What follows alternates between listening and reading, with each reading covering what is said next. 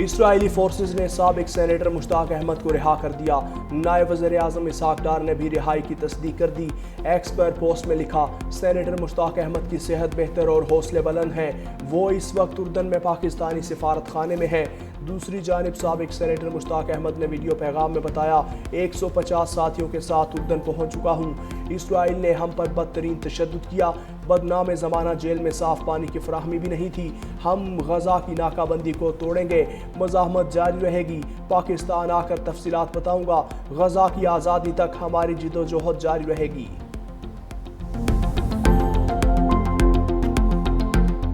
اسرائیل کے بدنامی زمانہ نیگیو ڈیزرٹ جیل کے اندر رہنے کے بعد ہمیں رہائی مل چکی ہے۔ ہمیں بدترین قسم کا ٹارچر کیا گیا۔ فلسطین کی آزادی کی جدوجہد جاری رہے گی۔ اس ناکہ بندی کو ہم توڑیں گے۔ جو جینوسائیڈ کے مجرم ہیں ان مجرموں کو کیفر کردار تک پہنچائیں گے انشاءاللہ۔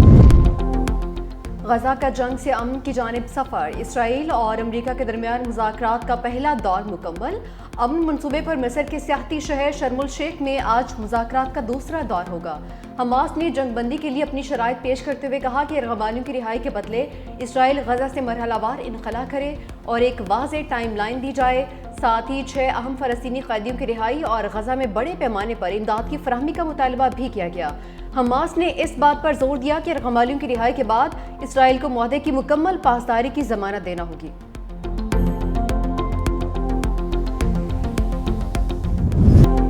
صدر زرداری پیپلز پارٹی اور نون لیگ میں کشیدگی کم کرنے کے لیے متحرک۔ صدر زرداری کی طلبی پر وفاقی وزیر داخلہ محسن نقوی بلاول ہاؤس پہنچے۔ ذرائع کے مطابق محسن نقوی اور صدر زرداری کی 1 on 1 ملاقات، موجودہ سیاسی صورتحال پر تبادلہ خیال، سندھ اور پنجاب میں تناؤ پر بھی گفتگو۔ صدر مملکت کی وزیر داخلہ کو موجود صورتحال میں کردار ادا کرنے کی ہدایت۔ وزیر اعلیٰ پنجاب کے بیانات کے معاملے پر محسن نقوی کل وزیر اعظم سے ملاقات کریں گے۔ صدر مملکت کا پیپلز پارٹی رہنماؤں کو بھی محتاط گفتگو کرنے کی ہدایت۔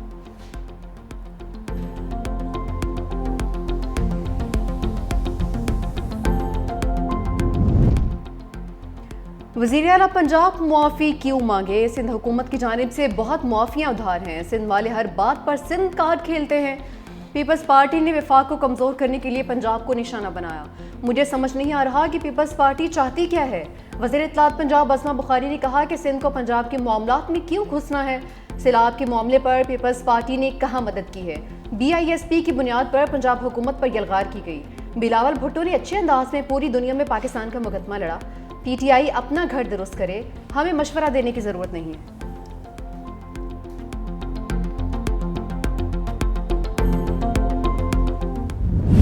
مارکہ حق میں ہندوستان پاکستان کا کوئی بھی طیارہ نہیں گرا سکا۔ امریکی صدر ڈونلڈ ٹرمپ 7 بھارتی طیارے مار گرائے جانے کی تصدیق کر چکے۔ پاکستان بھارت کے ساتھ ہتھیاروں کی دوڑ میں شامل نہیں۔ پاکستان نے کبھی بھی اعداد و شمار اور حقائق سے کھیلنے یا چھپانے کی کوشش نہیں کی۔ DGI SPR کا غیر ملکی جریدے بلومبرگ کا انٹرویو، کہا ہماری فوجی حکمت عملی ہمیشہ مؤثر اور کارگر پلیٹ فارمز اور اندرونی پاکستانی ٹیکنالوجی کو شامل کرنا رہی ہے۔ ہم ہر قسم کی ٹیکنالوجی چاہتے ہیں، وہ خود ساختہ ہو یا مشرقی اور مغربی ہو، کے حصول کے لیے تیار رہتے ہیں۔ پاکستان چینی ہتھیاروں کے ساتھ ساتھ امریکی ساختہ F-16 طیاروں کا استعمال بھی کرتا ہے۔ مارکہ حق میں پاکستان کے ہاتھوں بدترین شکست کے بعد بھارتی عسکری قیادت بوکھلاہٹ کا شکار۔ غیر سنجیدہ اور غیر پیشہ ورانہ طرز عمل کی وجہ سے بھارتی عسکری قیادت کی جگ ہسائی جاری۔ بھارتی ایئر چیف کا غیر ذمہ دارانہ اور مضحکہ خیز بیانات دینا وتیرہ بن چکا۔ بھارتی ایئر چیف نے پریس کانفرنس کے دوران کہا کہ بھارت کا کتنی طیارے گرے اس بارے میں کچھ نہیں بولنا چاہوں گا، ہمیں کچھ نہیں بتانا چاہیے کہ کتنا نقصان ہوا۔ جنگی جنون میں مبتلا بھارتی فوجی قیادت کی پیشہ ورانہ قابلیت پہلے ہی دنیا کے سامنے آ چکی ہے۔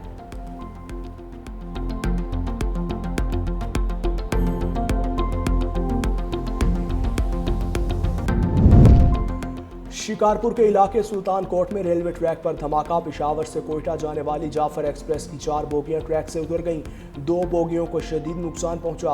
دہشت گردی کے واقعے میں 4 مسافر زخمی، ٹرینز کی آمد و رفت معطل، ریلوے ٹریک کو 150 فٹ تک نقصان پہنچا۔ DS ریلوے کے مطابق ٹریک کا ایک حصہ بحال ہو چکا، دوسرے حصے کی مکمل بحالی میں 10 گھنٹے لگ سکتے ہیں۔ دھماکے میں دیسی ساختہ بم استعمال کیا گیا۔ وزیر داخلہ سندھ ضیاء الحسن نجار نے SSP شکارپور سے رپورٹ طلب کر لی۔ ملوث دہشت گردوں کو جلد از جلد گرفتاری کا حکم دے دیا۔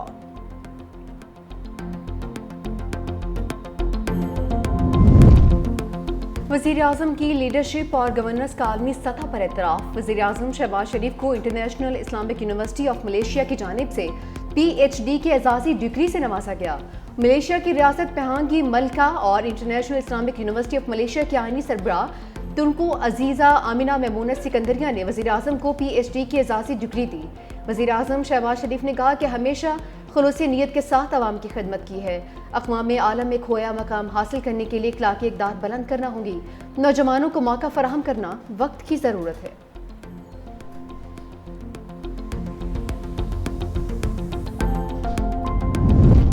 وزیراعظم شہباز شریف سے ملیشین بزنس گروپ کے وفد کی ملاقات۔ وزیراعظم نے کہا پاکستان اور ملیشیا کے درمیان اقتصادی اور تجارتی شعبوں میں تعاون بڑھانے کی استعداد موجود ہے، جس کے لیے دونوں فریقین بھرپور کام کر رہے ہیں۔ ہم کاروبار کے لیے دوستانہ ماحول بنانے اور کاروبار کرنے میں آسانی کو بہتر بنانے کے لیے پرعزم ہیں۔ خصوصی سرمایہ کاری سہولت کونسل بیرونی سرمایہ کاروں کو ہر قسم کی سہولیات کی فراہمی کے لیے کوشاں ہیں۔ پاکستان کے اسٹارٹ اپ ایکو سسٹم پر گوبی پارٹنرز کا اعتماد خوشائند ہے۔ وزیر اعظم شہباز شریف ملیشیا سے واپس وطن روانہ ہو گئے۔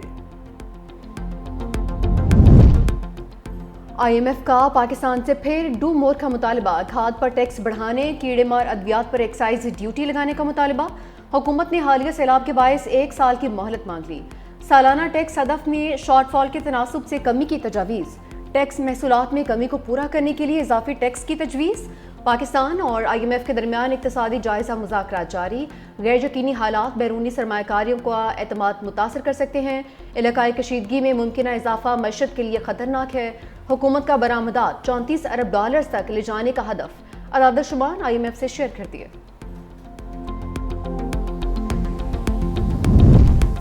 سپریم کورٹ میں 26ویں آئینی ترمیم کے خلاف درخواستوں کی سماعت۔ عدالت نے براہ راست نشریات کی اجازت دے دی۔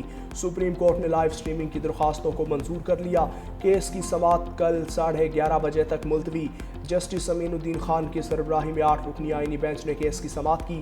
وکیل خیبر پختونخوا حکومت نے کہا ہم چاہتے ہیں کہ کیس کی سماعت کے لیے فل کورٹ تشکیل دی جائے۔ ہر شہری کو عوامی اہمیت کی حامل معلومات تک رسائی ہونی چاہیے۔ جسٹس جمال مندوخیل نے کہا ہمارا المیہ ہے کہ ہم ہر چیز کا غلط استعمال کرتے ہیں۔ ہم نے لائیو سٹریمنگ سے لوگوں کو تعلیم دینا چاہی لیکن ہم ایکسپوز ہو گئے۔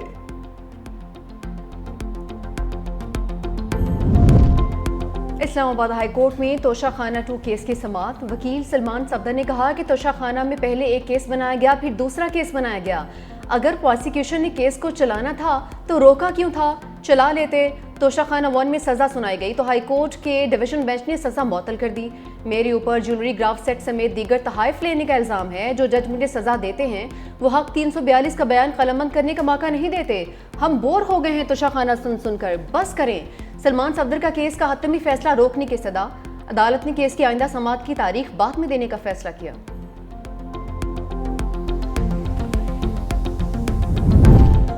بانی PTI سمیت دیگر کے خلاف 9 مئی GHQ حملہ کیس کی سماعت۔ بانی PTI عدالت کے طلب کرنے کے باوجود پیش نہ ہوئے۔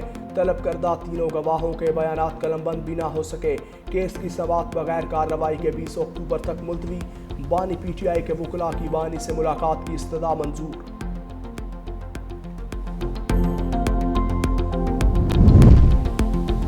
افغانستان کے مسائل پر ماسکو میں بیٹھک۔ پاکستان 7ویں ماسکو فارمیٹ اجلاس میں شریک ہوگا۔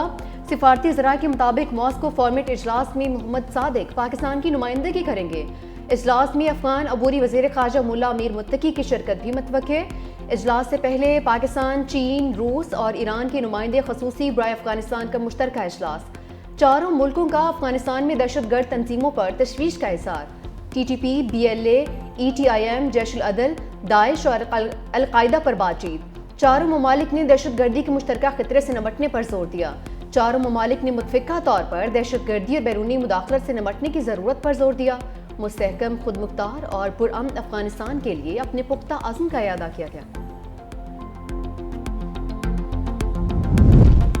پاکستان کو جدید اور ترقی یافتہ میری ٹائم طاقت کے طور پر اجاگر کریں گے. سمندری صلاحیتوں کو عوامی خوشحالی اور علاقائی امن و ترقی میں بدلنا ہمارا عزم ہے.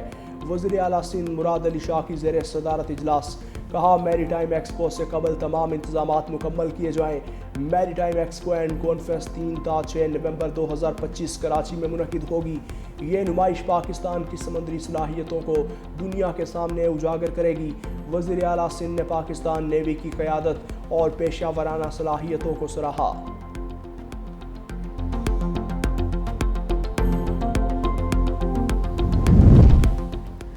سندھ کے سینئر وزیر شرجیل انعام میمن نے سے کہ الیکٹرک کار ساز کمپنی کی وفد کی ملاقات. وفد نے اپنی تیار کردہ الیکٹرک گاڑیوں کے مختلف ماڈلز، مقامی سطح پر اسمبلنگ پلانٹس کے قیام اور چارجنگ انفراسٹرکچر کے منصوبوں پر تفصیلی بریفنگ دی.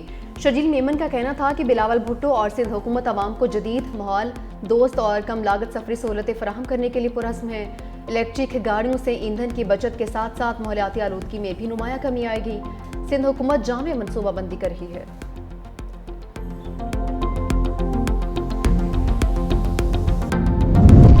سندھ حکومت نے نوجوانوں کے ڈیجیٹل مستقبل کی سمت ایک بڑا قدم اٹھا لیا. پیپلز آئی ٹی پروگرام میں توسیع کا فیصلہ. اب میٹرک اور انٹر پاس طلباء کو مفت آئی ٹی کورسز کروائے جائیں گے، جس سے صوبے کے ہزاروں نوجوان جدید ٹیکنالوجی کی تربیت حاصل کر سکیں گے. محکمہ انفارمیشن سائنس اور ٹیکنالوجی کے تعاون سے کورسز کرائے جائیں گے. 35,000 طلباء کو جدید آئی ٹی کورسز سے تربیت دی جائے گی.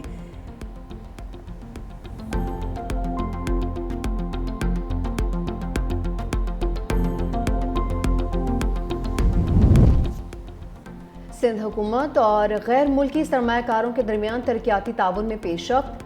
وزیر بلدیات سید ناصر حسین شاہ سے چین کے سرمایہ کاروں کے وفد کی ملاقات میں سندھ میں ترقیاتی منصوبوں اور سرمایہ کاری کے مواقع پر تبادلہ خیال. چینی وفد کی کراچی سمیت سندھ بھر میں انفراسٹرکچر، ٹرانسپورٹ اور ڈیولپمنٹ منصوبوں میں سرمایہ کاری کی خواہش کا اظہار. وزیر بلدیات سید ناصر حسین شاہ نے کہا کہ چیئرمین بلاول بھٹو زرداری کے ویژن کے مطابق سندھ میں ترقیاتی عمل تیزی سے جاری ہے. سندھ میں ریکارڈ ترقیاتی منصوبے مکمل کیے گئے ہیں.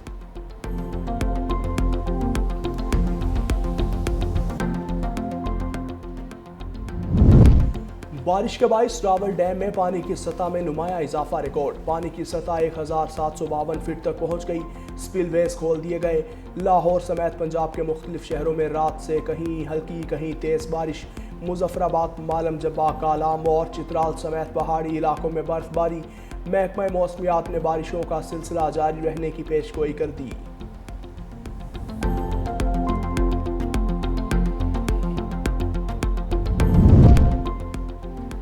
سمندری طوفان شکتی بحیرہ عرب کے شمال مغربی حصے میں موجود محکمہ موسمیات کا 13واں الرٹ بھی جاری.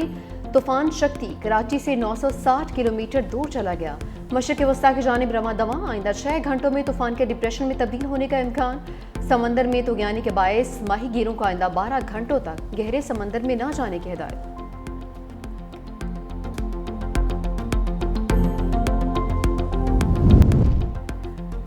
دو برس میں خواتین پر جنسی تشدد میں 90% اضافہ ہوا. خواتین اور بچوں کی اموات میں 4 گنا اضافہ ہوا ہے. کشمیر اور فلسطین میں خواتین کو بین الاقوامی قانون کے تحت تحفظ فراہم کیا جائے. جنسی تشدد کو بطور ہتھیار استعمال کرنے والوں کا احتساب یقینی بنایا جائے. اقوام متحدہ سلامتی کونسل میں خواتین، امن اور سلامتی کے موضوع پر کھلا مباحثہ. پاکستان کی مستقل مشن کی کونسلر سائمہ سلیم نے خطاب کرتے ہوئے کہا کہ فلسطینی خواتین کی حالت زار ہمارے دور کا سب سے المناک سانحہ ہے. امن کا راستہ خواتین اور مردوں دونوں کے باہمی کردار سے تعمیر ہونا چاہیے.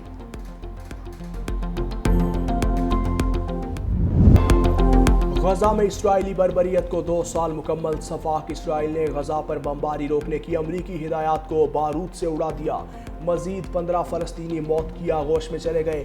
جنگ کے دوران اب تک مجموعی طور پر 67,160 فلسطینی شہید ہو چکے. حماس نے کہا اسرائیل فلسطینی عوام کے خلاف اپنی صفاقانہ جنگ جاری رکھے ہوئے ہے، بے بس شہریوں کا قتل عام کر رہا ہے، جبکہ شرمناک بین الاقوامی خاموشی کا مظاہرہ کیا جا رہا ہے. 2 سال گزرنے کے باوجود ہمارا قوم اپنی زمین سے جڑی ہوئی ہے. توقع ہے غزہ جنگ بندی سے متعلق معاہدہ جلد ہوگا. مذاکرات میں تیزی سے پیش رفت کریں تاکہ غزہ میں جاری جنگ کا خاتمہ ممکن بنایا جا سکے. امریکی صدر ڈونلڈ ٹرمپ نے مذاکراتی ٹیم کو ہدایت کر دی. غزہ جنگ بندی کے لیے زبردست پیش رفت کر رہے ہیں. امریکی صدر ٹرمپ کی میڈیا سے گفتگو. کہا کہ ہم مشرق وسطی میں 3000 سال پرانا تنازع حل کرنے جا رہے ہیں. غزہ امن ڈیل کا ہر ملک نے خیر مقدم کیا. حماس نے ان چیزوں پر اتفاق کیا ہے جو بہت اہم ہیں. نیتن یاہو سے یہ نہیں کہا کہ وہ یرغمالیوں کے معاملے میں منفی رویہ چھوڑیں. تجارت اور ٹیرف سے 7 جنگیں رکوائی ہیں. پاکستان اور بھارت کی جنگ بھی روکی. جنگ میں 7 طیارے گرائے گئے تھے. ڈیموکریٹس غیر قانونی غیر ملکیوں کو صحت کی سہولیات دینا چاہتے ہیں.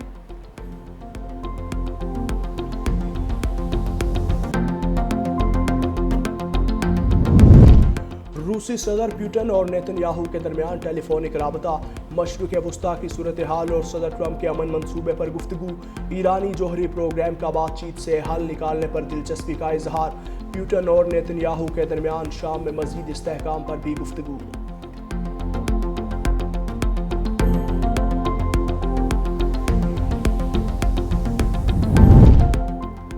امریکی اسٹوڈنٹ ویزوں میں کمی سے بھارتی طلبہ سب سے زیادہ متاثر. صدر ٹرمپ کی جانب سے امیگریشن پر کڑی پابندیوں کے بعد اگست میں جاری کیے گئے امریکی اسٹوڈنٹس ویزوں میں تقریباً 20% کمی ہو گئی ہے. ویزوں میں کمی کا سب سے زیادہ شکار بھارتی طلبہ ہوئے جنہوں نے گزشتہ سال کے مقابلے میں 44.5% کم ویزے جاری ہوئے ہیں. امریکہ میں غیر ملکی طلبہ کی تعداد کے حوالے سے بھارت کی جگہ اب چین سب سے بڑا ملک بن گیا ہے.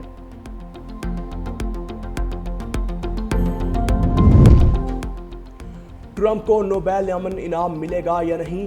وقت قریب آ گیا. امریکی صدر بھی رواں سال نوبیل امن انعام کے امیدوار. مقابلہ غزہ امداد لے جانے والی معروف سویڈش سماجی کارکن گریٹا تھنبرگ سے ہوگا.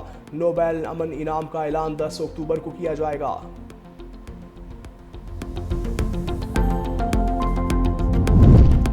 اور رواں ماہ کا پہلا سپر مون آج نظر آئے گا. اسپارکو کے مطابق رات آسمان پر سال کے 3 سپر مونز میں سے پہلا سپر مون نظر آئے گا. نظارہ رات 8:47 پر دیکھا جا سکے گا. سورج غروب ہونے کے فوراً بعد مشرق سے طلوع ہوگا. طلوع آفتاب سے کچھ دیر پہلے مغرب میں غروب ہو جائے گا.